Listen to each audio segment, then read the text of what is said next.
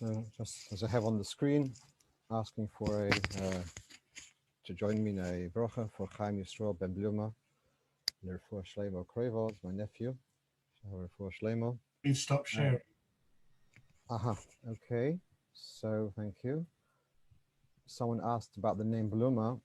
So in Russian, there is this way of pronouncing words with a l. That's why it's spelled here as Bluma.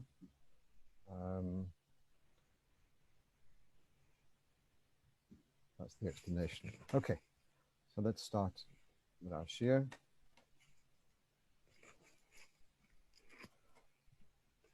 So the first thing I want to share with you is someone asked me already last Motzei Shabbos. He asks me the brothers of Yosef. So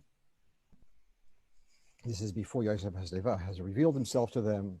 He says, if you are honest, if you are, one of your brothers should stay behind, and all of you will go back to Canaan and bring food for the family. And then he says, and you'll bring back your younger brother Binyomin, and that will show that you are honest. And you won't die out of famine, etc. And they did so. And then they said, and then they started kind of saying to one another, we are guilty for having sold our brother, etc. So he asked me very simple, what did they do then? At that moment, they had been told that they have to go back to Canaan and leave their brother, one of them, behind. So what did they do then?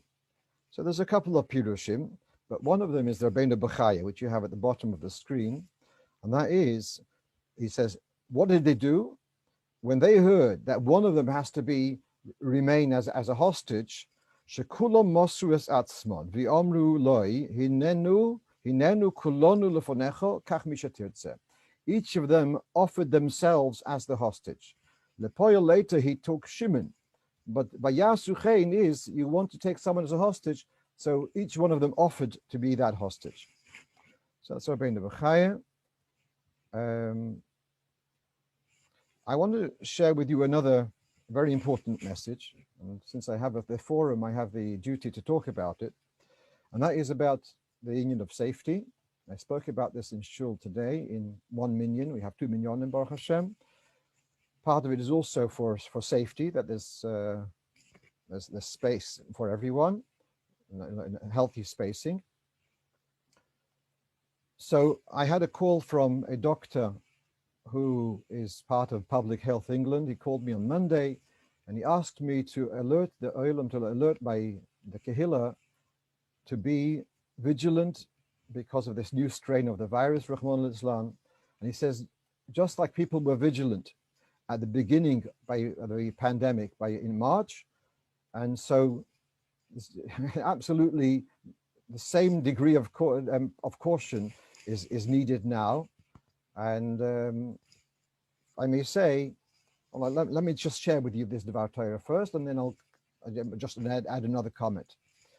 So here is a Gemara. We're learning Eruvin, and although there's generally the Eruvin is such a complicated Masechta, which is true to a degree, but there's a lot of beautiful Haggadah in Eruvin. And here, this is in the end of the first Perek. So it talks here, just comes in there, as Gemara often is a bit unpredictable what it's going to come up with. So it talks about Mayim Achronim.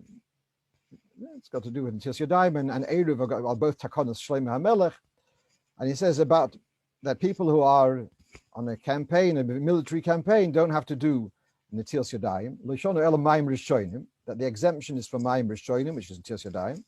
But Mayim Achronim Choiva, but the water before benching. Omar Rav Chia bar Ashi, mipnei ma omru Mayim Achronim Choiva. Why did the Chachamim say that there's a duty to have Mayim Achronim?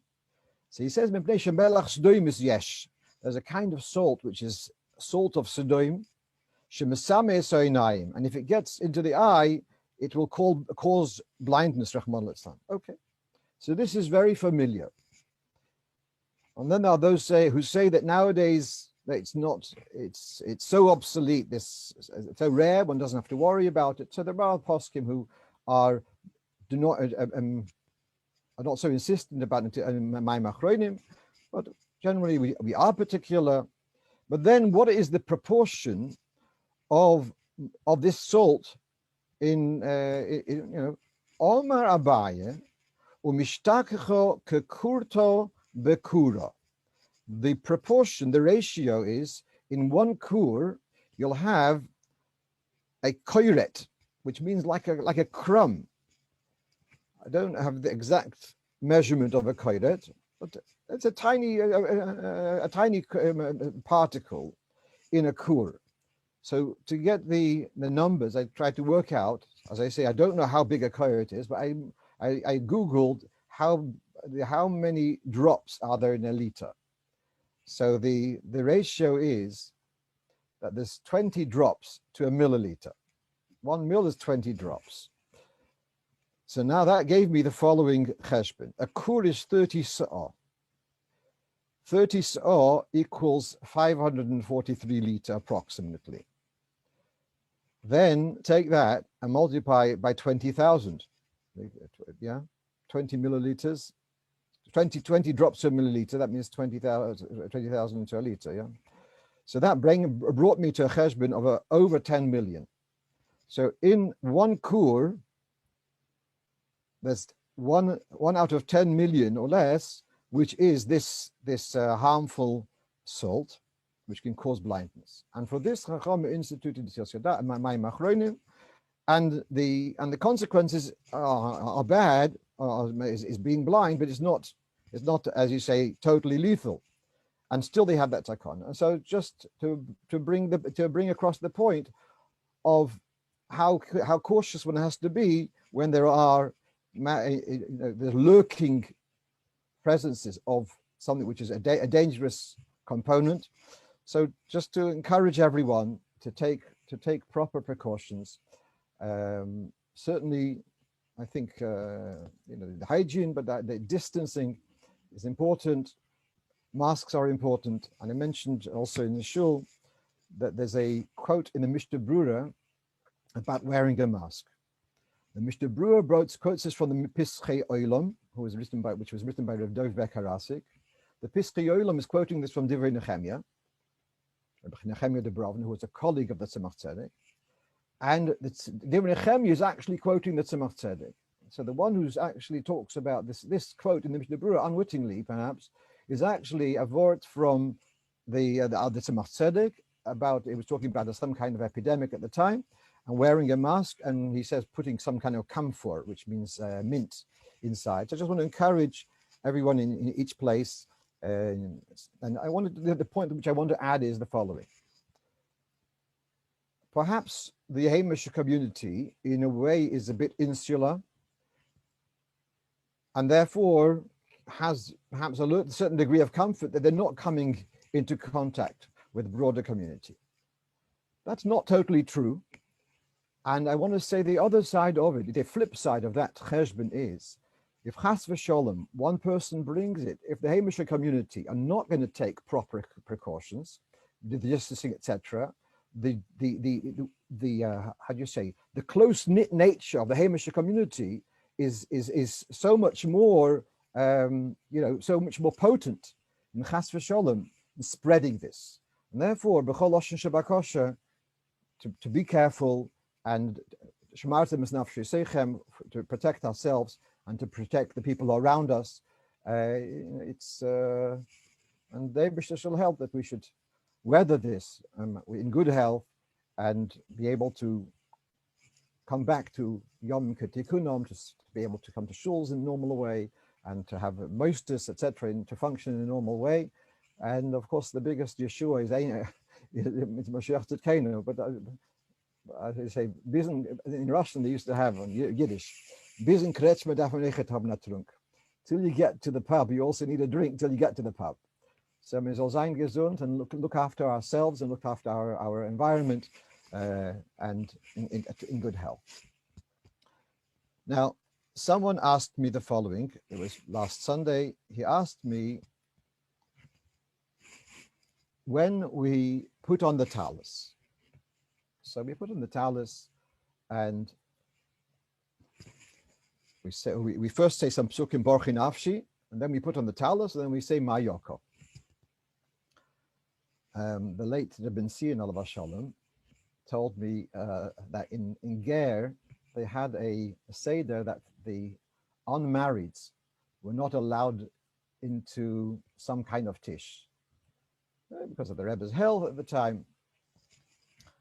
So when they come in, you don't know. Some bochurim wanted to be by the tish, and they would put in a spodik, and no one would know the difference of so many people. So there was a Rebbetzin, one of the Rebbetzin says, Zug Mayoko. Can you say Mayoko Balpeh? If he was married, so he's used to wearing a tallis, he can say but Mayoko Balpeh. If he was a bocher, he would start stammering, stuttering. At any rate, so we say Mayoko right after we put on the tallis. Okay. So he's asking why, when we do atifa, we make a point of having the atifa for Kedei Hilok Daled Ames, which is a few seconds. Why do we say the pesukim right away? Why shouldn't we wait? Isn't he worried? Shouldn't we be worried about a hefsek? So the ones that cut two answers. Number one is that the pesukim are not a hefsek because they are being said about the Tallis. It's not you're not talking about the results of Chelsea beat Arsenal or something like that. It's got to do with what we're talking about the Tallis. But besides that, another Yesoidus Dike inyan here. That's what I brought here from the Alter Rebbe's Shulchan Aruch, Goren Hilchos Pesach. So we have here about B'dikas Chometz. And he says, if you talk before B'dikas Chometz, you made the bracha, before starting the actual B'dika, then you have a problem of hefsek. But if you have already started the B'dika and you interrupt, then it's not a problem of hefsek. The simplest example, which comes up later, have you ever heard of someone not speaking in the sukkah because if it's a hefsek between the bracha and sitting in the sukkah? That's not an issue. It's like the parallel would be you made a bracha on an apple, you've taken your first bite, and then you're still eating the apple. It's not a problem. Once you're in the middle of the session of what you're doing, it's not a problem of hefsek. So there we have over here these words. Im soch la'acha shehischil livdaik, ein tzorch lach ze levorich, kiva shekvar hischil b'mitzvah shebeirach oleh. Once you are already in the session, then that's not a problem of hefsek. And he has this line, she'ein hasicha shebe'emsa ha-mitzvah chashuv hefsek. Once you are already in the middle of doing the mitzvah, so then talking is not a hefsek. It's between the bracha and the fulfillment of the mitzvah. That's the crucial, moment where you should not be mafsik. But once you already got that tallis around you, you're doing the mitzvah. So it's not such a problem if you would speak about something, even if it was unrelated. The poil the Sif continues that we don't talk whilst we're doing the b'dikas chametz. We have tried to avoid unless it's related to the b'dika, like bring the vacuum cleaner or something like that. And that's because there are those who disagree with this rule.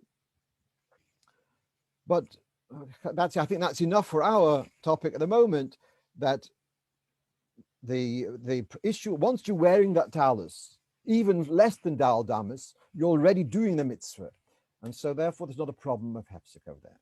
I'm just going to go now to the few points brought up in the chat. Someone's asking, Mayim achroinim, halocha or al pi kabbalah, the all poskim agree. As I said, that some poskim say that nowadays melech's doimis is obsolete, and therefore they hold that we don't have to do mayim achroinim. That's possibly also the reason why the noshim are not so particular with mayim achroinim. Generally, I don't see women being makpid. Part of it may be because it's not a chiyuv according to everyone. Let's move on. Someone is saying that this Mayoko trick was done by the Rebbetzin, by the Frierdiker Rebbe. Okay, thank you. I hear it. I see two of you have written. Thank you for that addition. Okay, I'd heard it from a different source, but thank you. Almog is milsa al bishayu yakida. It's always a word about Rabbi Seinu Nesienu is almo la tayar. Let me get right.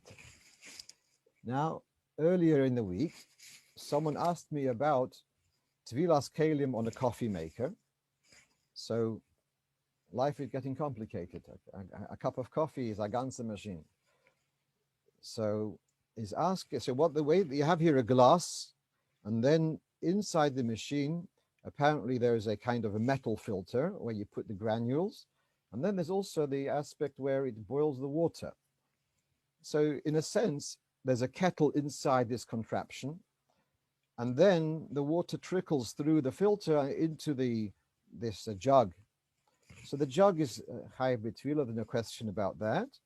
It's as I mentioned before, Tvilas Kalim for glassware is drabonon, otu kli matches. The metal filter also requires Tvila. So as when the person asked me, I said he doesn't need to toivel the whole machine. And then I started thinking about it. I thought, I have to discuss this and look into it and perhaps discuss it on Motzei Shabbos. Actually, the machine also theoretically would require Tvila. The thing is that this kind of machine, as I look at it, it's not going to survive a mikveh. I can see here there's a little silicon chip, which over here, and any drop of water inside that is going to be, you can say Kaddish. So as a result, we've got here, it's a typical example of those types of utensils which cannot be toiveled. And so we discussed this not so long ago. If you are in a situation where you have a new keli and you cannot toivel it because there's no mikveh available, so there is a eitzah, there is advice, there's a solution to give it to a goy b'matana and then borrow it back. And what I mean by giving it to a goy b'matana, I mean kipshute. You give it, hand it over, the goy lifts it up and is koine, whether or some physical kinyan, not just in mind or with the misha beirach. You actually hand it over to the goy to be koine. Now, generally, that advice is only allowed for up till shloshim yoyim. There's such an idea is mentioned, but looking at it more carefully on my notes, I've given a reference in note 3. I've given a reference to Stei HaShlichus Chelik Gimel, where I have there a note b'shem Rabbi Gedalia Lieberman, and he duly convinced me that the solution of giving it b'matana to a goy is acceptable even long term in the event of a machine which has no other solution. So if there's no eitzah, of course, there's another solution of starting to take it apart and putting it back together again. If you are such a cheverman, do that. But if you don't have those skills, so then you can rely upon that shitta, and that solution of giving the housing, this whole big contraption, giving it to go b'matona and borrowing it back long term. That's the best you can do in this instance. Someone's asking about what about an electric meat slicer for kashering and tvila. The meat slice is a blade. There's of course a motor. There's a blade. It may. I would imagine it's sometimes used for cutting hot meat, and therefore it needs to be kashered. But it should be kasherable in boiling water. I don't see why not. I mean, if you start saying because it's, I think that would be okay. I don't think it needs to have dafka blowtorch. And then, but yes, the blades should be toiveled. The machine, the housing which has the motor, I don't think that needs to be toiveled. The difference is with this kettle, why is it worse? Is because it actually boils the water. The water is going through pipes inside that machine. So it's basically a kettle. And so that's why I have a problem there, and it does need to have tevila. And I then looked up in various contemporaries for him, and they see that the the contemporary pesukim do say it needs to have tevilah. One of the sforim I came across is a sefer called Chut Shoni or Chut HaShoni from the later of Nissim Karelitz. He has a section on tevilas kalim, and he says that these need tevilah. Okay. So Rabbi Rose is asking what constitutes taking it apart. It needs to be not. You don't have to take it totally apart to into separate bones and whatever, a whole skeleton in little bones. It has to be enough that it should not be able to function, and not the electrics. I'm talking about the mechanics. I'm talking about the water container, etc. So let's say if it were a simpler, like an urn. So if you'd dismantled the spout and then reconnected the spout, that would be enough to make it kli shenas al yedei Yisrael. But so I don't know. I've never owned one of these machines, and I'm not interested to have one of them. So I haven't really taken them apart myself. But so I don't know exactly how to advise you. But you'd have to take something apart which it's mechanically not working, not just the electricity is not working.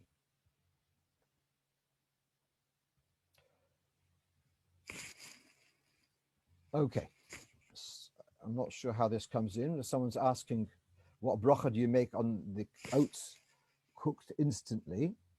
That's going to, well, so that will come on to point 6. I guess you're going ahead. Okay, let's go on to the next point, and that's about Kriyas HaTorah.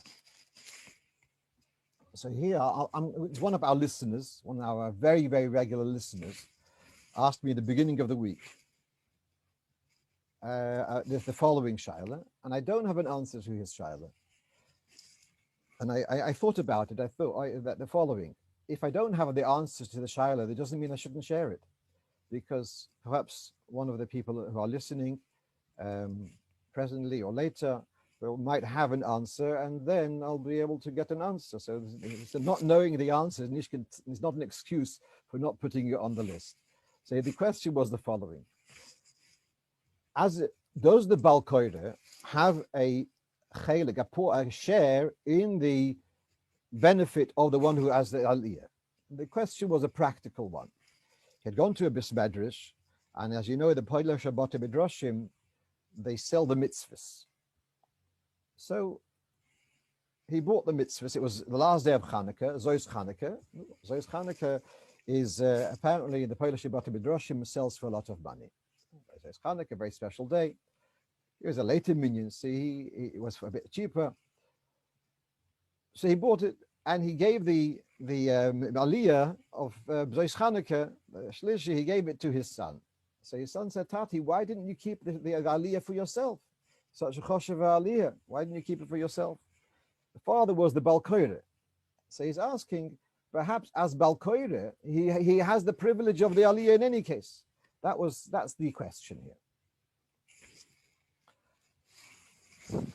And to explain a bit more how he explained the question to me, he says like this: he had read in Chassidus that when the Koyanim give the bracha, so we have the pasuk Omer Lohem, and the seder is that the Yisrael has to prompt the Koyanim, Yavarechacho, etc. That we know, that we learn from the pasuk Omer Lohem. But then he recalls from learning in a Maimer that the Yisrael who's prompting the Koyanim, he's as if he is a conduit to give the Koyanim the ability to give the bracha. And on that basis, he wants to say, if the one who prompts the Koyanim has a chelik in the Birchas Koyanim, so the Baal-Korei has a chelik in the aliyahs of the people of Oil Torah. This was his theory, his hypothesis. So I must confess, I spent a while looking for both points. I couldn't find the point of the Omer Lohem being explained that the Yisrael has a chelik in the Birchas Koyanim.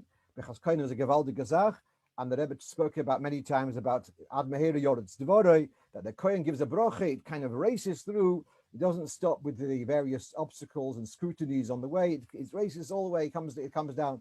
But I don't remember this, I couldn't find this word of Omer Lohem, that the Yisrael has a chelik in the Birchas Koyanim. Be that as it may, and I certainly didn't find the second point, that the Baal-Korei has a chelik in the aliyah of the Baal.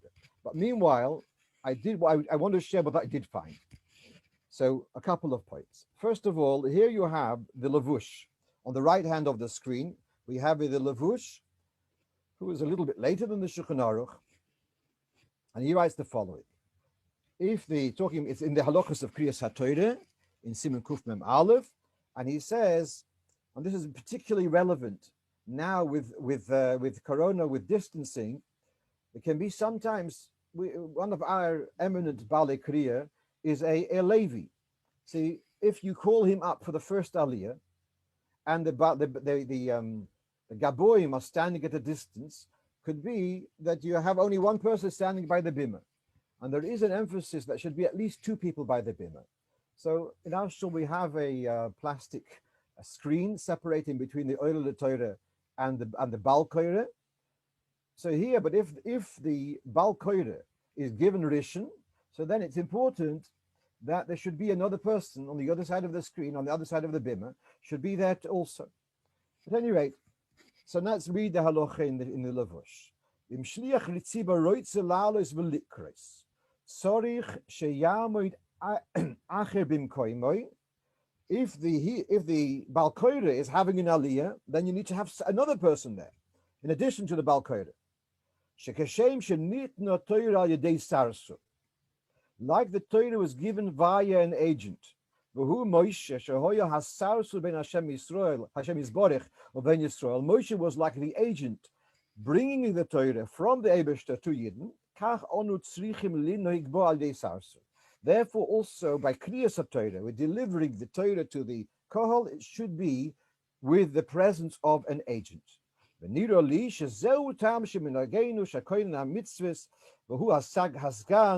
not sure what he means by that sentence. So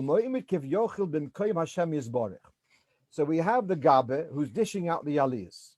He is Kivyochel the owner. He has now got the prerogative to hand out the aliyahs to whom he sees fit.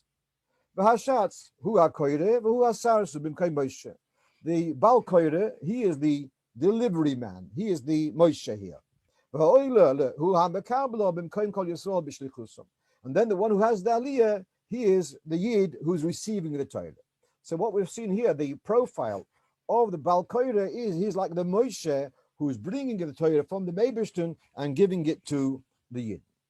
Okay, that's the levush. So that's giving you a little bit of appreciation of what the Baal-Korei is doing. He is the agent delivering it on behalf of the Eibishter. On the left side of your screen is a quote from the Sefer Piskei Teshuvos, and he's addressing here the layout. Which side does the Gabe stand? We're talking about one Gabe, not one on either side. And he says, generally, the minig is that the Gabe stands to the right, next to the one who has the aliyah Torah. And so what happens is the one who has the aliyah, he's in the middle. There's a Gabe to the right, there's the Baal-Korei to his left, and he's in the middle. Actually,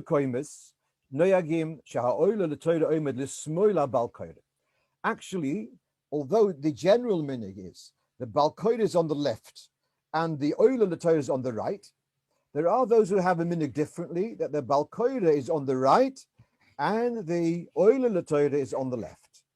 That's what I wanted to share with you from there. And now let's look at the note at the bottom of the page. This is a quote from the Rebbe's Rishimis, but it's also in several other Chabad sources. Now, the Alter Rebbe, he was the Baal-Korei on Shabbos and Yom Tov, and he would stand not like our minig today and the minig ha'olam.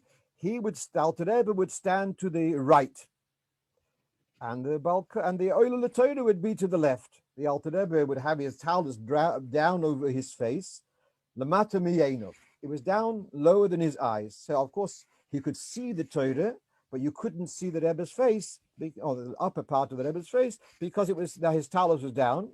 But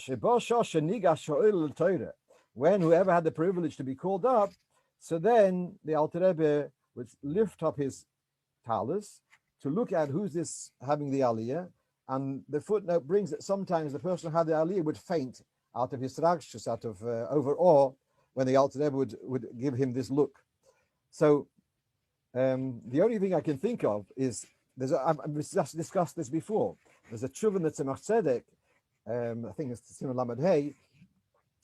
Who is the Ikir by the Aliyah Torah? Is the Ikir the one who has the Aliyah, or the Ikir is actually the Baal-Korei? Because he's the one who's actually reading Barabim. You're saying a bracha on his reading. So who's the mashpia and who's the mekabel, so to speak? So with that klal, we see that the one who has the aliyah Torah, he's on the right, and the Baal-Korei is providing a service, because the one who has the aliyah can't read necessarily, so he's providing a service. By the Alter Rebbe, it was the fakir. The Alter Rebbe was the mashpia, and you had the privilege that you're getting an aliyah, but the Alter Rebbe is your Baal-Korei. That's just a chassidish hergish on why the Alter Rebbe did that, and if the Alter Rebbe did that, why didn't it become a minig haklal, minig Anash? The answer is the Rebbe shezach. The Rebbe it stands to the right. Our Rebbe stood to the left. He stood to the left. He wasn't the Baal-Korei. Yeah. Okay. Fine. Let's come back to some of those. Our minig is that the Gabbai, going back to the Piskei here on the left. Yes. Our Gabbai stands on the left. We have two Gaboim, b'derech klal. One stands there for beauty. He doesn't say anything. The right. Yes. The one on the left, to the Gabbai who's giving out the aliyahs, and then the Baal-Korei, and then the Oila. All right. Okay. Yeah. You're right. Yeah. Okay. So who is the Iker? Yes, Bet Hashayla, who is the Iker Gabe? All right, we're going to have to deal with that by the next committee meeting. Okay. Let's take a look at. Can I ask on this point as well? It's only Yosef here. If you have this COVID situation, so you have someone, you have the I suppose in the beginning, the first aliyah, the gabbai will stand to the right hand side, and the person who has the aliyah will stand on the right of the Baal-Korei. There's nobody on the left. What I would say is, and when this whole COVID parsha started, I took I was following that it's enough that there's two. Although here there seems to be a preference to Chatchila with three, but I would say that the Gabe, as the number three, could stand at a little bit of a distance, because we only have what. Otherwise, you're going to have two screens, yeah, for safety reasons. So the third one, whether he's standing to the left or to the right, he can just stand at a little bit of a distance. That's what I would say. Yeah, okay. I'm not talking about the distance, but I'm talking about where the position of the gabbai should be. So you have only one gabbai and the person who has the aliyah. Yeah, it's.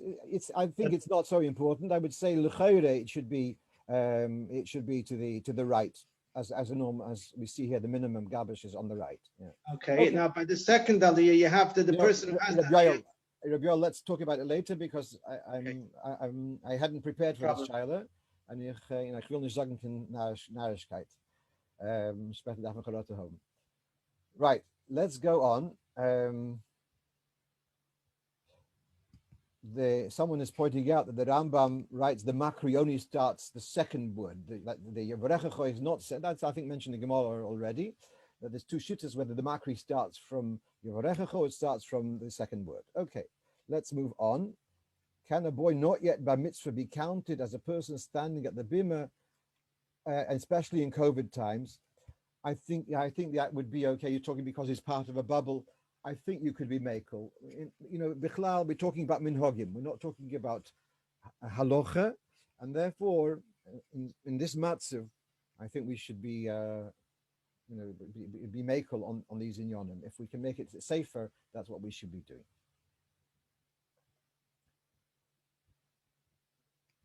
So now someone's pointing out that it looks like the Baal-Korei is reading on behalf of the Oiler. I said, well, that's. So of course the Baal-Korei gets a chalik. No question about that. All right, fine. Lassen wir gehen weiter. Okay, so now here's a practical shaila. One of our regulars. He's teaching in another school, not a non-Chabad school, and one of the malamdim there noticed that the Lubavitcher boys who are in that school have their these large tefillin. And he observed that there's a problem of the tefillin being not in the right place. So let's go through this carefully. The place for the tefillin is on the shalyad. The place for the tefillin shalyad is on the kiboires, is on the bulge of the upper arm. That's where the tefillin should be. And that's certainly true. To have the tefillin, if I don't know whether I can see, be seen on the screen, but if you have your tefillin all the way down, your tefillin is all the way next to your elbow, in the inside of your elbow, then your tefillin are too low.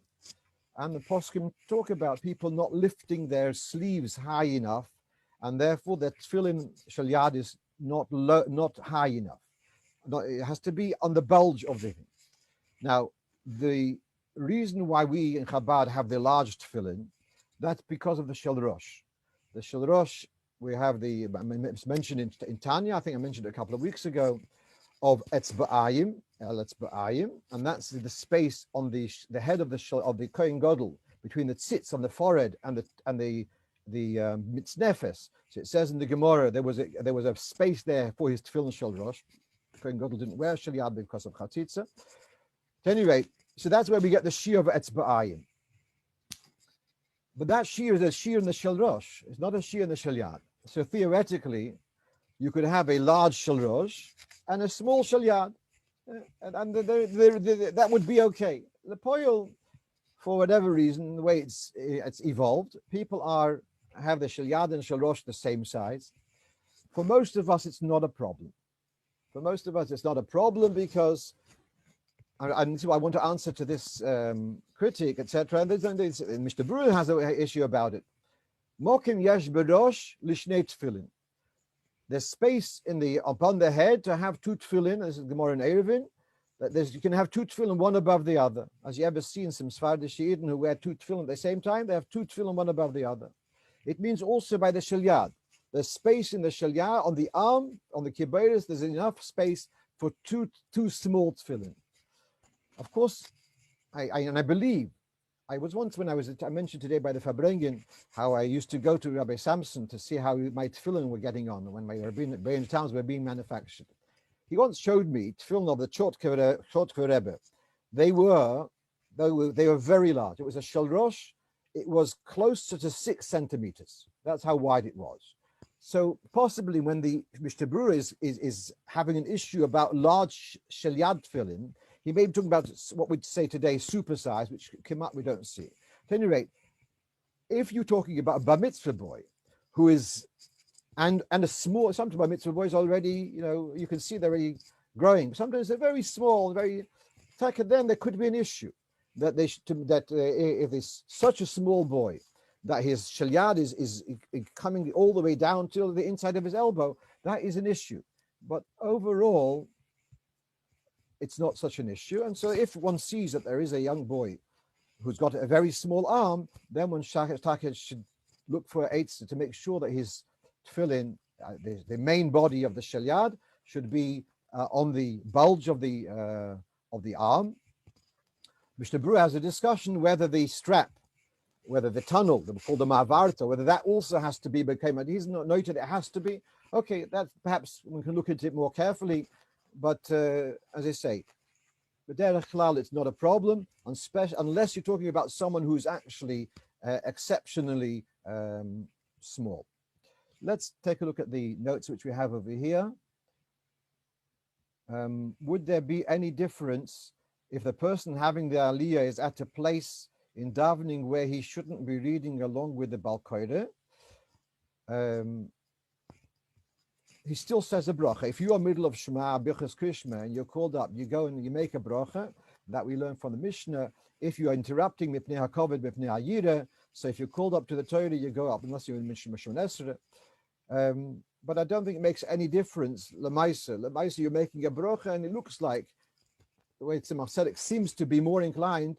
When you have an aliyah, you're making a bracha on his reading, because you're reading, no one can hear you, even if you are saying the word quietly, but you're not reading barabim.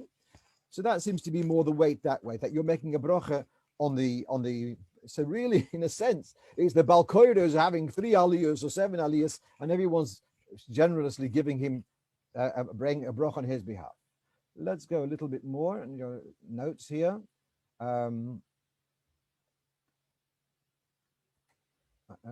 Someone is saying here that he believes that Rabbi Azdober gave his children small shelyad until they were older. Okay, so he assessed the situation and he had the opportunity to deal with it. Fine. So fine. So I say, if there is such a situation, one has to be aware of it and speak to a sofer. If we can give you, let's say, for a few months till the boy grows a bit bigger, to use a smaller smaller shelyad. Someone's asking here, in many kehilos, mispalim cover the shelyad with their jacket, which is which is difficult with very large tefillin. That's true. That's true. Last question which we have here. I've found several tefillin here in Ukraine, which people had from their great grandparents, and larger than 4x4, closer to 6x6, a beautiful ksav. That's right. The larger tefillin would be able to contain more mehudadik parshas because it's larger. You can manage to write aloud with a larger script. Okay, and so Rabbi Yitzchok Lowenthal is saying that someone in Copenhagen had the tefillin written by a sofer, the Alter Rebbe sofer, a Bluven sofer, and they were 5 centimeters by 5 centimeters or bigger. Yes, okay, those were the large tefillin back in the day. Talking about 80 years ago, 100 years ago, 200 years ago. There used to be much larger tefillin than we are accustomed to today. Thank you. By the way, I don't go for the hey al hey because we're talking about centimeters. It's 5 by 5. Let's move on. Okay, now a practical question. May oat cereal be made in a kli shlishi? So there is a general principle in halacha, in Hilchos Shabbos, that kli sheni einu mevashel unless it's kale habishul. So generally kli sheni will not cook something, but if it's something which is very subtle, so then it can be cooked even in a kli sheni. For that reason, many of us will use a tea bag in a kli shlishi with the understanding that although kli sheni is not mavashul, so kli sheni is mavashul, kale habishul, although kli sheni will cook something which is easy to cook, very slight change required, but kli shlishi is already so remote. However, we have now things like oat-cereal, which has been already semi-cooked, so somehow semi-conditioned with heat. That's why it's instant oats. It doesn't take as long as regular raw oats. And here I've just got a quote here from the Sefer Shabbos Halocho from Harav Forkash Shlita from Yerushalayim. And he writes the following: Dvorim sheroyim bechusha misbashlim gam b'shlishi. Things which we see vividly, that they do get cooked in a kli shlishi. Kegoyim beit sochaya, a raw egg, kvaker. Kvaker is the the English word for charedi, yeah? To quake is charoda. So the English Quakers produced some cereal and it became kvaker. Okay, so instant oats. So that's what he's talking about. Also, you wouldn't be allowed to put Quaker oats, etc., in a kli shlishi. Even if, in principle, you do subscribe to the het of kli shlishi, but that is would be applicable to things like tea leaves, etc., which change the color of the water, perhaps, whatever, but that we're not, be there as it may. But when it comes to things like instant oats, he takes the view that you should not be doing them even in kli shlishi. And similarly, you've got these instant soup, these soup in a cup, which in Ivrit they call them manachama for some reason. So also, I think elsewhere in his Sefer he addresses that one shouldn't be doing those things on Shabbos. So because lepoil, you see that it's changing, the heat is actually making it edible before it wasn't edible. I must confess, I've never done an experiment of putting instant oats into cold milk and to see whether it tastes any worse. Okay. So it doesn't matter whether instant oats are pre-cooked or not. Rabbi Lowenthal is pointing out they're just thinner. The poil is The bottom line is that they were not edible, and now they become edible, even in a shlishi, and that makes it into an issue. So we shouldn't be doing it on Shabbos. So have cholent instead and finished. Problem solved. Okay, let's go on to the next question. Someone asked me this week about wearing a hearing aid on Shabbos. So there's two issues here. One is about the battery, switching it on, and that obviously is only allowed if you can switch it on before Shabbos. Anyone here remember Moshe Dubinsky standing by the bimah in 770 with his hearing aid? The old, going back, 40 years ago, 30 years ago, a hearing aid was a big contraption. You had something in the ear, and then you had some kind of pendant, like a battery hanging around your neck, and it was connected with wires, etc. So that's in those days. Today, the battery is inside the tiny battery inside the thing, which is inside the ear, hardly noticeable. At any rate, so here we have a quote from the Sefer Shmiras Shabbos Kol Chasa. Machshir Shmiya, hearing aid, v'chein shesel kochliari. Kochliar, I don't know how to pronounce it exactly. I'm not sure exactly what it is either. He says you are allowed to wear them on Shabbos. You have to wear them on Shabbos, and so provided that the instrument it has been activated before Shabbos. And then he says further that actually you'd be even allowed to adjust the volume whilst you're wearing it, and he's going to detail whether there's any wires, etc., inside it which are going to change color because of it. So, and he says, if you are not sure, check before Shabbos with a person who knows more about these instruments. But in principle, he says you would be allowed to. Certainly, he says you're allowed to wear them. Then he says about adjusting. He says it may be possible. Question: what about wearing it in a place where there's no erev? So mutar lotzeis b'mokem she'ein bo erev, mach mishmir al gufay. You would be allowed to wear a hearing aid where there's no erev, whether it's the machshu is made of one piece or whether it's made of a couple of pieces. And then he goes on about changing the batteries. So he takes the view that you are allowed to wear a hearing aid in the street on Shabbos. And the concept here is the concept of kameya shel mumche. It's enabling you to function better. I must share with you something which I saw in Tangedach with my late father, Alav Shalom. There's a halocha that if you maim someone, you have to reimburse them. If you make them a mum, you have to reimburse them, and there's a whole ayin tachas ayin, etc., etc. The moment it says in Gemara, "Chershoy noisen demei kuloi." If a person had a slave, and you had caused the slave to lose his hearing, you have to replace the value of the slave. Once he's lost his hearing, he becomes l'chayra worthless, and you have to replace the entire value of the slave. And what I'm saying, I saw that when my father was Shalom started losing his hearing, and he found it when he was already in Conchonfeld Square, his biggest frustration was he can't hear Kriyas HaTorah.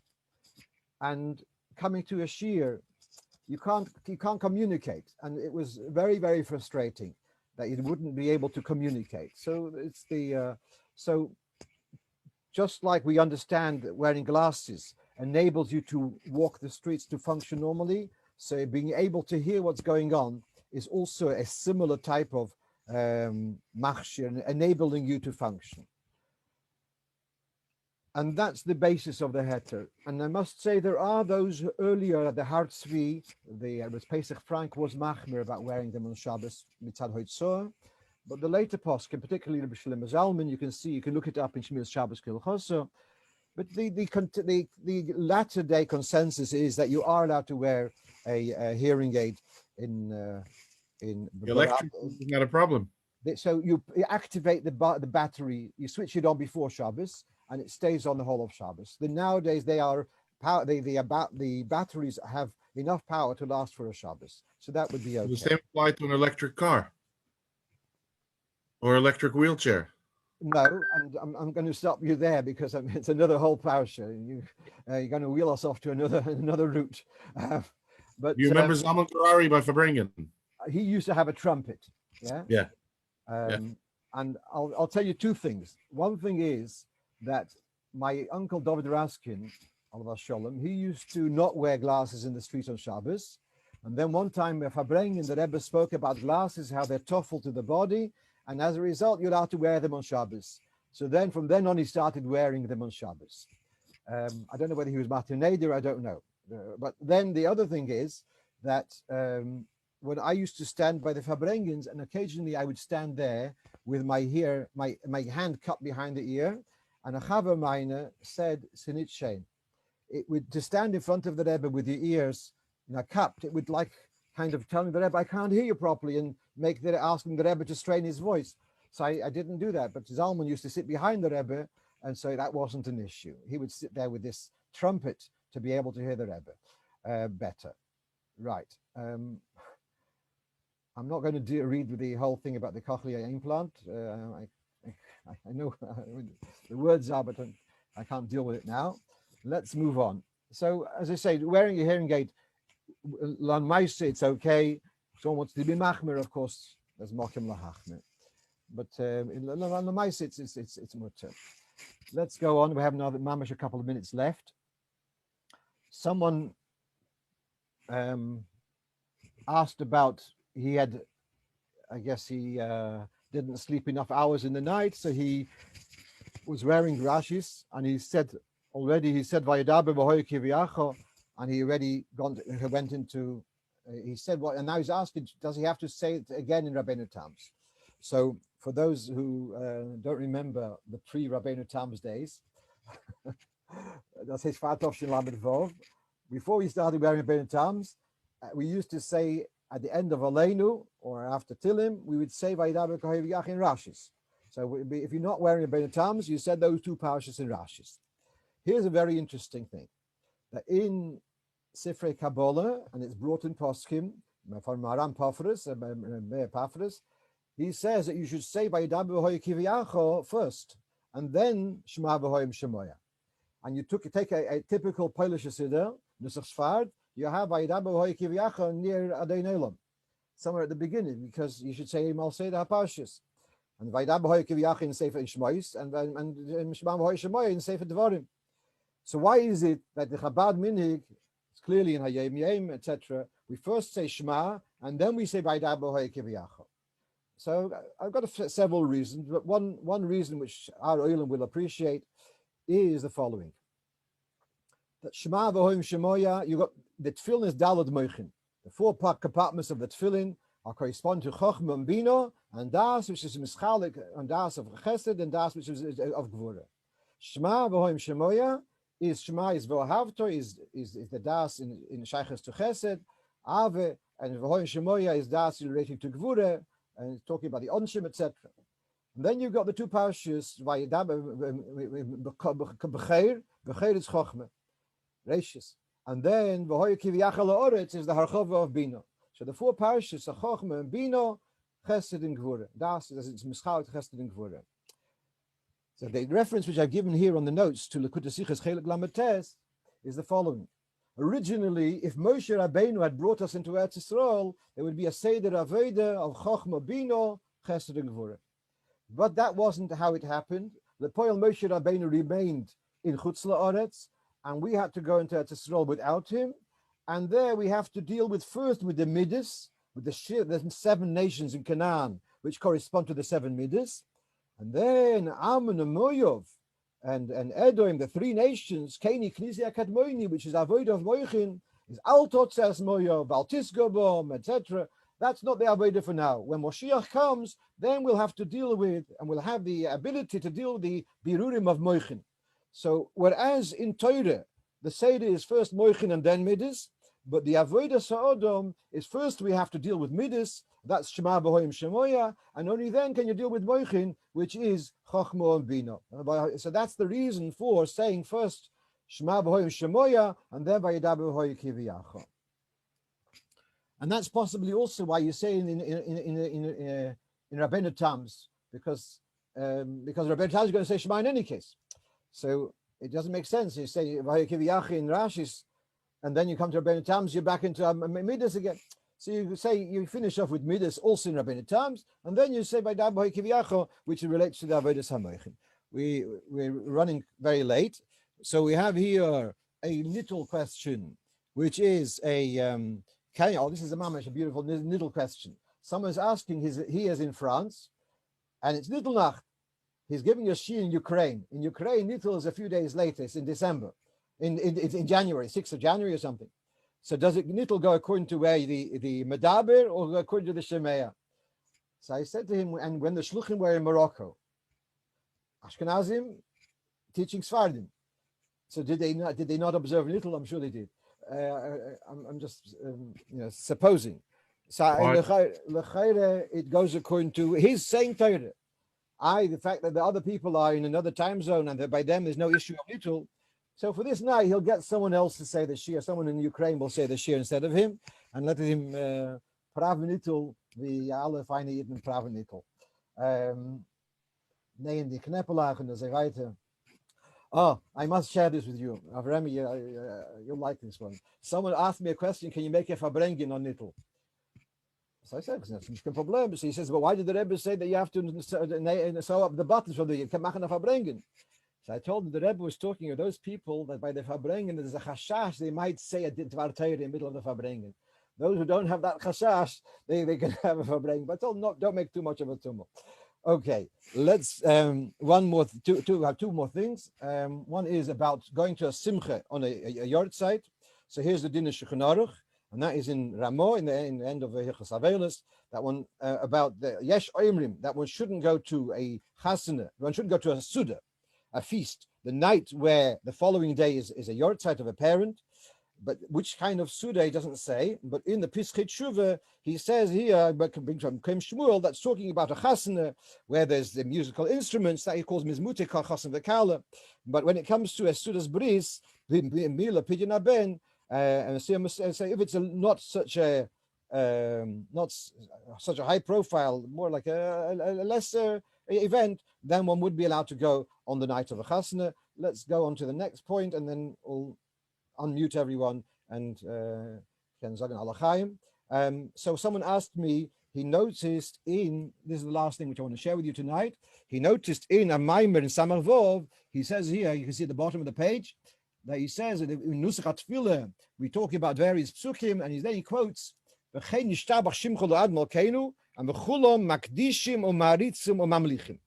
So he's asking that's a little bit different to what we have. In the Siddur we have Maritzim and Makdishim. And here the Rebbe in the Maimer says Makdishim or Maritzim. So he asked me for a little bit of input on that. So I'm happy to share this with you, that in the Nusach HaSfardim, it's Makdishim or Maritzim. Now, there's a little more background to this, and that is that in Nusach Ashkenaz, so they don't say Keser, they say only by Shabbos to Musaf, so they start Naritzoch v'Nakdishoch. So that which we have, Maritzim or Makdishim, and also in Nishmas, where we say the Yaritzu v'Yakdishu, they are a residue of the Nusach Ashkenaz, which has Naritzach v'Nakdishach. So although the Alter Rebbe changed by Nakdishach v'Naritzach Nusach HaSfardim, but in these two places, he didn't see it was necessary to change it over there, and he left it like the Seder Nusach Ashkenaz, which is first Maritzim or Makdishim. And I'll just share with you the last slide, and that is that we have both of these Sidorim have a Shoresh and Pesukim. Machzeh Vitri says the Seder of Nakdishach v'Naritzoch. We have a pasuk in Yeshaya v'Hikdishu es K'des Yaakov v'Zekel Yisrael Yaritzu. So it's first Nakdishach and then Naritzoch. But then we have the Mashal is quoted here that the Seder of Ashkenazim has got a Seder Keil Narot B'Seid Kadoshim Rabo. So we have a first Naritzach and then Nakdishach. So both of them have got a Mokir, how do you say, be Horim Hagvoyim, and therefore in Nara Naro Pashte, each one. How should we say it? Advise steht in Siddur. Advise steht in Siddur, as ich darf mir sagen. So I'm going to wish you all a gute Woche, and I'm going to unmute everyone. And whoever wants to stay online, I'm going to switch off the recording. On there was Sagen Alachaim. You're very welcome to join us. Yeah.